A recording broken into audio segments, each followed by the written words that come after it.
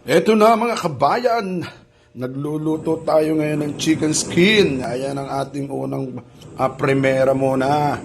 Ayan, o yun o, nakasalang na yan at meron, pakita ko sa inyo ngayon yung aking naluto na ating munang tinimusan or nilasahan. Kumbaga nga, para alam natin kung ano yung kulang. Ayan o.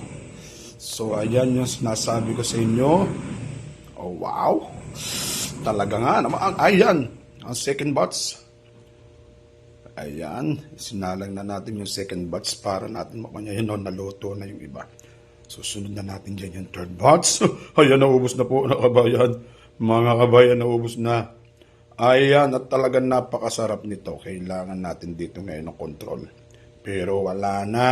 Hanggang dyan na lang yan. Natapos na mga kabayan. Ayan na. At titikman na natin. Nagawa na tayo ng sausawan. Ayan o, puro sibuyas, bawang. Nilagyan natin yan ng paminta at asukal, kaunting tubig at suka. Ayan na. Ayan. Ubos ang bahaw. Sabi ka nga. Yan. Ubos talaga ang bahaw.